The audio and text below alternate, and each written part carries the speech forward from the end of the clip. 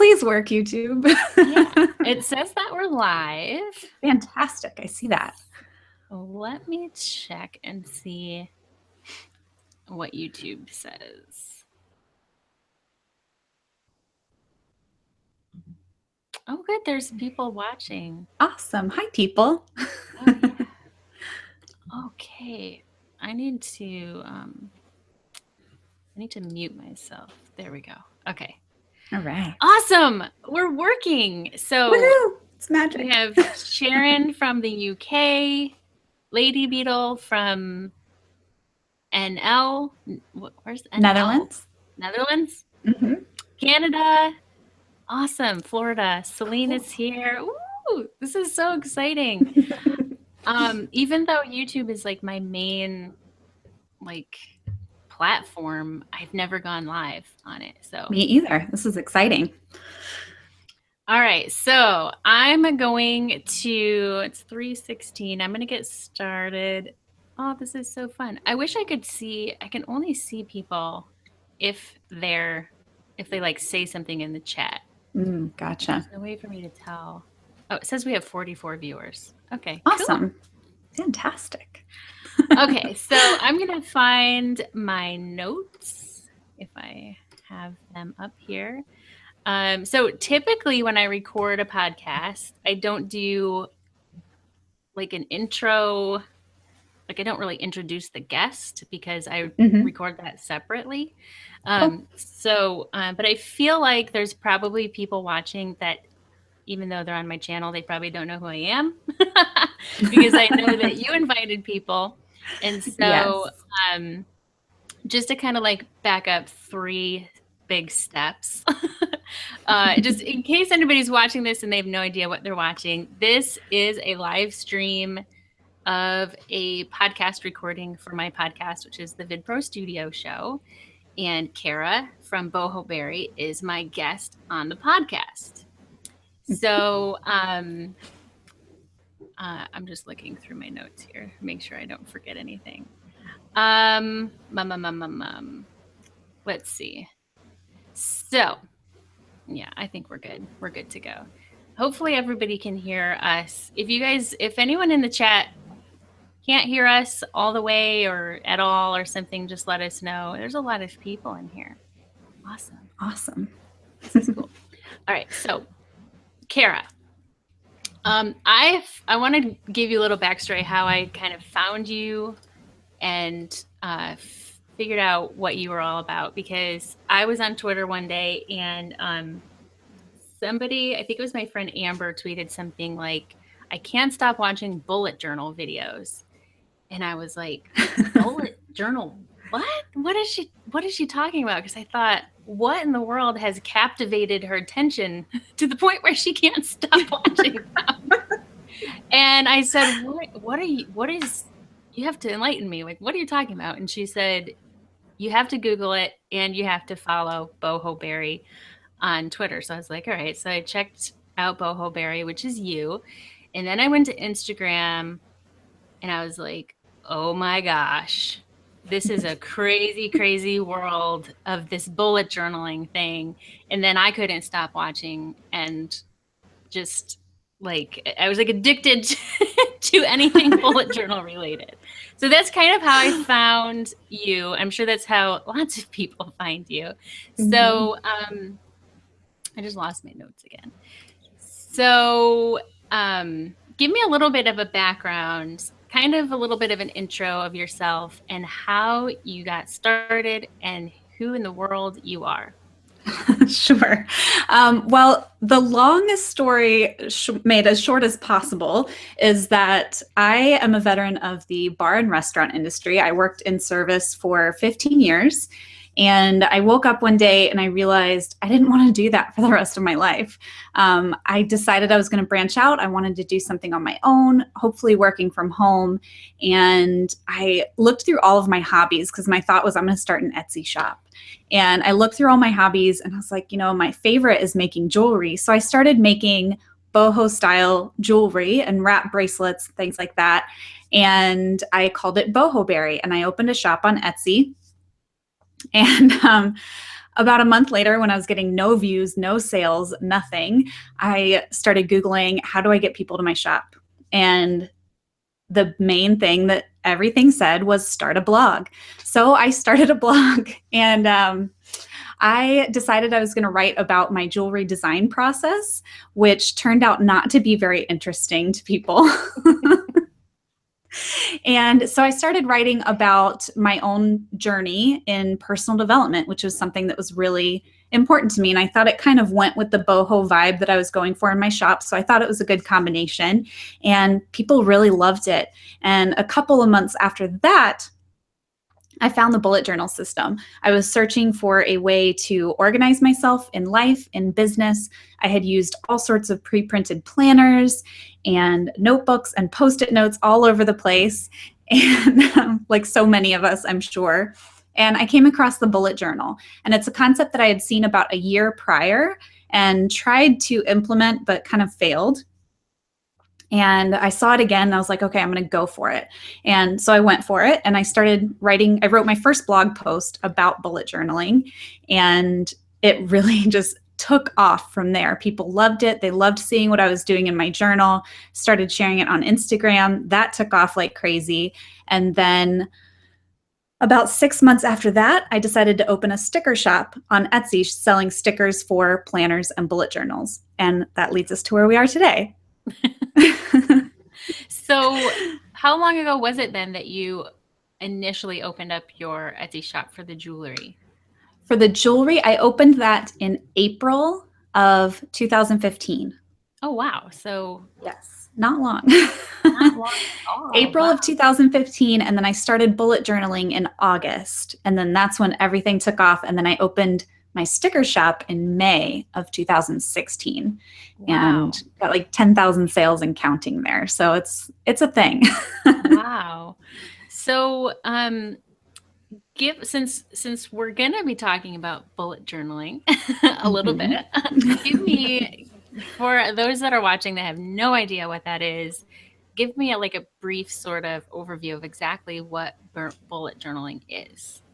Sure. Bullet journaling, I always tell everyone, first and foremost, go to the website bulletjournal.com. That website was created by the creator of the bullet journal system, Ryder Carroll, and it has the absolute bare bones of the system. Bullet journaling essentially is a system that you can implement in any notebook that you have laying around with any pen that you have. And it's a way to design your own planner. So it can be a planner, it can be a sketchbook, it can be where you jot down your ideas, notes, anything that you have in your brain that needs to get written down. It can go into that journal, and you have an index where you can organize everything nice and neat. And that is in its simplest form. But as you know, Meredith, and I'm sure a lot of viewers out there as well know, people have latched onto that idea and taken it in so many different directions. It's really cool to see how the bullet journal's grown in its short 3.5 year lifespan now. So yeah. Yeah, I started doing the bullet journal system in October, because I thought I'll try this for a month, and then if I like it, then I'll keep doing it. And I've kept doing it. And I'm not a paper planner person. I'm a sticky note person, like crazy. I actually hardly ever use sticky notes anymore because I don't really need to. But I was skeptical, I don't know if I really need to write stuff down, but it's been a huge game changer just for my own management of myself, my business, my family, everything. It's amazing. Absolutely. Love it. So it changes lives. It really does. It really does. And it's kind of a crazy thing to say about a notebook that you write in, but it really does. It really changes a lot of things. And I love that it's it's structured. It's as structured as you need it to be, and it's as creative as you need to be, which is perfect for me. You're not locked into anything with it. Yes, absolutely. So tell me about at what point did you decide to start a YouTube channel to go along with your blog? Okay, so I said I started bullet journaling in August of 2015, and then by November, I had people begging me to do a video flip through of my bullet journal. So I was like, okay, I was really scared. terribly scared of video. If you ever go back and watch that first video of mine, which was my very first bullet journal flip through, it was almost an hour long. It had virtually no editing. All of my ums and uhs and stutters and everything were in there. I was not confident, but I went for it anyway. People wanted to see it. I put it up there. And that was late November of 2015. And fast forward a year and 3 months, and I'm at 106,000 subscribers right now, which is crazy. And I've grown in leaps and bounds in my editing and planning of videos and all that. And YouTube has definitely become one of my number one places to be online. So you essentially reached 100,000 subscribers in pretty much a year. Mm-hmm. Yeah, I actually, that's insane. I did a huge giveaway right around the end of the year. And I was like, look, I just hit a year on YouTube and I'm going on vacation at the beginning of January. And I know we're about to reach, I think we're at like 95 or 96,000. And I was like, let's get to 100,000 by the time I get home. And by the time I got home, it was like 102,000. And so I did this huge giveaway. It was super fun. But I think that's all owed to making shareable content, making things that people want to share and say, hey, check this out. And I'm very lucky that a lot of the things that I do and love and enjoy doing are shareable. So right. So other than making sure that you create shareable content and you're creating content that people want, and they want really bad because they're begging you for it. Do you have any other like tactics or anything that you've done to specifically grow your YouTube channel? Not really. I do promote all of my videos pretty heavily. So for those that follow me on like all of my platforms, you'll know that when a new video comes out, I mean, there's a post that goes up on my Facebook page, my private Facebook group, Twitter a couple of times that day, and then Instagram. And I actually have my Instagram now linking back permanently to YouTube because that's what I share the most there. And I think it's really a matter of, in the beginning, when I didn't have that huge following, I would go in and share my videos in different Facebook groups that were, interested in the same things: bullet journaling, journaling in general, art journals, whatever I could think of that was within the realm of my niche, I would go share there.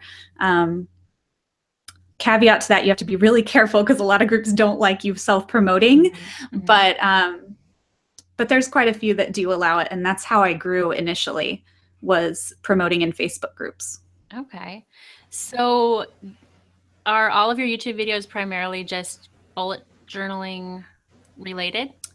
Yes, for the most part. I have a couple, I have some travel vlogs that have been really fun to do. Anytime I travel, I vlog while I'm traveling. Those haven't been quite so popular, but I do have those raving fans that love to watch them. So I put it out there for them just to kind of do a recap of my trips and things like that so people can see what I'm up to in the real world. And that's pretty much it. That's all bullet journal. So, and then on your blog, it's not just bullet journaling on your blog, right? No, I have a lot more than that on my blog. I actually do a lot of personal development and productivity type posts. And for the last about 8 months, it's been primarily bullet journaling, but I always try to kind of phrase my posts from a personal development aspect. So I'll have, The Miracle Morning, which was a book that I read towards the beginning of this blog journey. I did a post about that, a book review, and then I showed how I was implementing that in my bullet journal. So kind of ways that you can use your bullet journal to enhance your personal development, if that makes sense. Yeah, no, it totally does. So like, what did you use before you were bullet journaling? Like, how did you stay organized? I had a little day timer that I picked up at Target. And that's one that I used pretty much religiously when I first started in my own business type stuff with my jewelry and my blog. So I would have my little to-do lists in there and my editorial calendar and notes and notebooks. But I just never had a way to organize it all until I found the bullet journal. Gotcha. So need to go back and find my notes. So, have you always been artistic, and have you like been doing hand lettering kind of stuff, or did that come about after you started the bullet journal? You know, if you had asked me 2 years ago if I was artistic, I would have said absolutely not. I always used to like to sketch and draw, but it was always terrible. I never thought I was any good at it. I always really liked my handwriting, but it was never anything I was obsessed with. Something happened when I started using my bullet journal, and I don't know what it was, maybe just putting pen to paper all the time. I found this like creative spark going off in my brain, and I wanted to make things pretty. So I found myself, searching Pinterest and Instagram for inspiration and practicing as often as possible with my handwriting. And it's been a journey, but I wouldn't say that I was creative or artistic that much. I was always crafty, let's put it that way. I love to knit and crochet. I spin yarn, cross stitch, embroidery, all those sorts of things. But I was never artistic per se. I'm learning all that as I go. Yeah. So in your videos then, are you using your actual bullet journal Yes. to create your YouTube videos, or do you have like a prop bullet journal? No way. I am using my true to life, honest to goodness bullet journal. A lot of people that follow me will know this, Meredith, but I've been interviewing this week to hire someone to help me with all things Etsy. And that was actually, she commented when she was in my office, she's like, "Oh my God, that's your bullet journal. That's the one you use on YouTube." And I'm like, yeah, it's my only bullet journal. It's the bullet journal. I've actually been doing a series over on my channel this month, which is 1 month in my bullet journal. And it's been really cool because I've gotten to walk people through every single little thing that I put into my journal, show how I'm correcting mistakes, how I'm planning. So that's been really fun. I feel like it's made everything a little more relatable to people. I know there are some people out there that use prop journals. I don't know how I feel about that, but I don't do it. Seems like a lot of extra work. Yeah, I just couldn't do it. It's already enough work keeping up with the real one. Yeah. So you mentioned, so during February, you were publishing one new video every day on YouTube, right? Yeah. So previous to that, how often would you publish a video on YouTube? My schedule is to publish twice a week on Monday and Friday. There for a while, I was kind of slacking on that and doing one video a week. But yeah, I post 2 main videos a week on Monday and Friday. Monday is usually a shorter, I call it a mini tip Monday. So it's a 5 to 10 minute video. And then on Fridays, I usually post a longer form kind of explaining something in depth type of video. Interesting. Yes. So and now I'm doing, I'm doing both of those on top of the daily videos. Oh, wow. So I'm publishing 9 videos a week right now. So that's crazy. I agree. I feel a little crazy. So tell me then about your video production process then, because obviously for February you're probably spending a lot of time doing just video stuff. So how does that work for you? Yeah, for me, I actually sit down and I plan out first of all, I have to plan out my editorial calendar and know what's coming up, what I'm going to be working on. I do that with an app called Trello, which you may or may not be familiar with, but I plan out all of my editorial calendar for my blog and YouTube on that app. So I have, Monday, Tuesday, and Friday are my video and blog days. So usually a couple days before the video goes live, I'll sit down and film it. But before that, I like to make myself some little bullet points. And usually I just use my iPhone. I use my notes app and write down some little bullet points of everything that I want to cover in the video. And then I'll have that open either on my iPad or somewhere next to me, near me on the desk while I'm filming. So I make sure I don't miss any points. And then I just record the video. I actually have, I don't know if you can see it, there's a little black clip that sits on my desk. It's a gooseneck clip. I film everything on my iPhone. So it just gets clipped into there right above my desk and gets that downward view of my hands and kind of the talking hands thing. And then that's pretty much it. I get it filmed, and then usually the same day or the next morning, I'll sit down and go through and edit everything. And I use iMovie. I'm trying very, very hard to learn Adobe Premiere Pro right now, which is very confusing to me coming from iMovie. But I'm trying. Hopefully I'll have that down soon and I can switch over. But yeah. Yeah, it is. Premiere Pro is what I use. And I always love to tell people that the very first time that I downloaded it, I opened it up and I was like, nope, not happening. And I closed it and I deleted it. I uninstalled it and I was like, there's no way. I have no idea what I just saw. There's a million settings, a million settings. And I learned Adobe Illustrator from nothing last year so that I could start editing all of my art and stuff for stickers for my Etsy shop. And I was like, okay, Illustrator wasn't that bad. Like, I got that figured out. Surely, like, their video software can't be that hard either. Oh my gosh. Baby steps right now. Yeah. Baby steps. It is definitely overwhelming at first because there's really no indication of where to start. Like, what's the first thing to do? Yeah. Yes. So do you like editing your videos? Has it been fun for you? I do. I used to hate it, and I've gotten really, really good at it now in iMovie, and I can edit my normal videos about 15 to 20 minutes long. I try to keep them under 20, but I can edit a video like that in like 30, 45 minutes. I can do it pretty quickly. Now, once I switch over to Premiere, I don't know if that's going to be true, but I actually enjoy it. I don't mind it too much. I know some people don't like watching themselves for that long of a period and hearing themselves talk, but it's fine. I get through it. So you mentioned that you use Trello. I'm curious, is that the only like digital sort of planner that you use, or are you a Google Calendar person? I am a Google Calendar person. I like keeping all of my appointments and events that I have coming up. I keep on a Google Calendar for myself and to share with my husband and the family. I kind of treat that as my backup plan. If I ever forget to write something down in my bullet journal, I always have it there. And I always check like birthdays and anniversaries, for example. I don't write those down anywhere in my journal. I just keep those on my phone.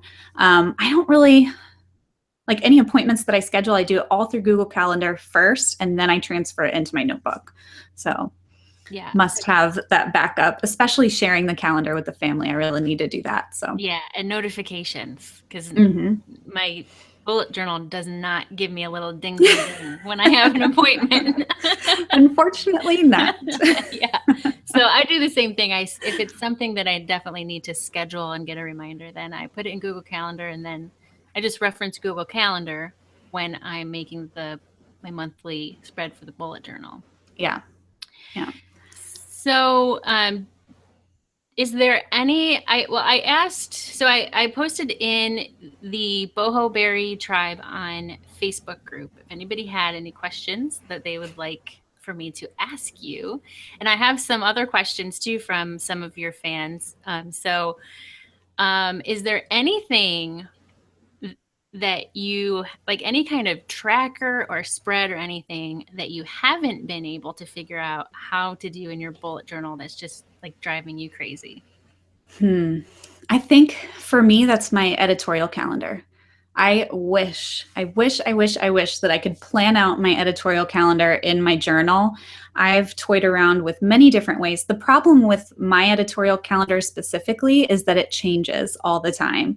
I may have a set schedule for that week, and then at the last moment, something else comes up, or I decide, I'm actually really more inspired to write about this or do a video on this instead. So it changes. So I haven't really found a way to deal with those changes in my bullet journal if I lay everything out ahead of time. I've toyed around with Post-it notes and moving things around, but I hate Post-it notes in my bullet journal. I don't know why. I just can't stand them. So that didn't work for me. I just haven't been able to figure it out. So it lives in Trello. I stopped bothering with it. That's really funny because that's the same problem that I have. And I've tried I've tried to have like a monthly, like a tracker of like, here's the videos and blog posts I'm going to create, and, and kind of track off what's been written, what's been, recorded, what needs to be edited. But it just, like you said, it changes. And I use Asana. I don't use Trello, but, and I have like 100 different topics like on my list of like videos to create. So I'm not going to put them all in the bullet journal. So that's good. Yeah. I'm glad to know that you struggle with that too, because that's my struggle too. Yeah, I think there are definitely some things. I mean, I love all things analog, but I also am a technology geek. I think there's certain things that are just way better done digitally, and I think that's one of them. Yeah. So do you have like a favorite kind of tracker or solution that you've come up with on your own from scratch that you're like super proud of? I think right now that would be my self-care tracker. I know other people have done variations of what I'm doing, but I absolutely love it. I started doing it on a monthly scale this month, and I track my self-care in 4 categories. So I do mood, sleep, diet, and activity. And for each of those, each day I rank myself on a scale of 1 to 10, and I fill it out in a line graph. So then I can see how all 4 of those things correlate with each other day in and day out. So I've been loving that. It's been really cool to see. Throughout the month, I've noticed that, when I get less sleep, I'm in a worse mood the next day. When my activity is lower, I tend to eat worse. So yeah, there's a lot of things that it's kind of revealed to me, which I really, really love. Interesting. Yeah. Mm-hmm. I just started doing a mood mandala. Yes. Because I have a 10-year-old daughter who's like, she calls them mandalas, and she always corrects me. I'm like, no, I think it's mandala. And we actually looked it up on Google, and then Google gave us like 5 different pronunciations. But they do them in art class. And I said, oh my gosh, you know what? We should do a mood mandala. And she's like, what is that? And so I said, here, let's do it. And so we got out the compass and we made it and everything. And so I made mine, but I want to show you. So she was kind of watching me as I made mine, which I modeled after yours. Let me find it. See if I can find it and hold it up. It may be backwards in the thing. But so there's mine, and then I have the like my key over here. Mm-hmm. So she was kind of watching me do that, and then she created one. But I want you to see her key. I hope is this backwards for you? Oh, no, I can see it. So instead of putting moods, she put her, like, what she loves to do, gymnastics, music, creative. But the first thing on her list is kind. And I was like, oh my gosh. So she created this. That is so sweet. And it's like, this is her. It's like so funny that she created this mandala, as she would call it, that is just like a representation of her personality. It's like, it's the coolest thing. And she came up with it all by herself. That is so wonderful. That's one of the things, Meredith, that I love so much about the bullet journal is everyone can take something from it and make it their own. I know your daughter isn't bullet journaling, but I mean, she took something from it and made it her own. How cool is that? I love it. Yeah. Love it. So is there, I feel like this is a common question that I see pop up in groups related to bullet journaling, but do you have any favorite, like what's your favorite brand notebook that you use? Yes, my absolute favorite, hands down, is the Leuchtturm 1917. I've toyed around with some other notebooks. I actually have a giant stack of notebooks on my table over here that I did a huge comparison video. So I bought up like all the different kinds of notebooks and compared them side by side, and still Leuchtturm to me is my favorite. I like it because of the A5 size. It comes in a ton of different colors, dot grid. The pages are already numbered, which is important for bullet journaling. And it has 2 different bookmarks. It has a pocket in the back. Everything you could need to start a bullet journal, it has it. And then a spin-off of that is the official bullet journal notebook, which is what I'm currently using. It's also a Leuchtturm, but it's branded. So it has the bullet journal logo on the front, and then it has some tips and how-tos and a key already built into the front of it as well. So it's kind of a little step up of the lick germ. If someone's just getting into bullet journaling, it's a great gift for them. Gotcha. So what about like pens and stuff like that? What's your favorite there? Pens is so hard. I like them all. I'm a huge fountain pen fanatic. I love fountain pens. But for everyday writing in my journal, I really like just a plain black felt tip pen. For the longest time, I was using the Faber-Castell Pitt Artist pen. It's an India ink. It's waterproof. It's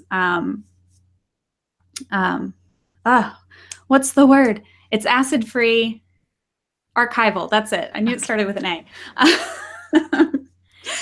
But I recently switched over to using Sharpie art pens, just cheap old Sharpie pens. They work really, really well. I haven't had any bleed through issue, and I really like them. Other than that, for color, I love my Tombow dual brush pens. They don't bleed through the pages, and you can color and make everything beautiful. They come in like 96 different colors. Love those.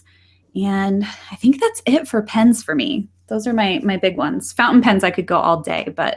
Yeah. So question from Amber in the BohoBerry Tribe Facebook group. She says she's starting a photography business and she finds herself holding back because of fear of criticism. She wants to start creating YouTube videos and things like that. So she's wondering, when you first started, did you worry about people criticizing your work at all? Or did you just try not to care? I worried constantly. I was a hot mess. I remember publishing that first video and just waiting for the comments to come in to see what people would say because I was a nervous wreck. What's funny is back then I was so worried and I really didn't get that many bad comments. Everybody was really supportive. I did get a few, and the few that I got wrecked me completely. I was like, oh, I'm the worst at this. I can't do this. But I got enough positive and enough encouragement that I kept going with it, and I kept improving video after video.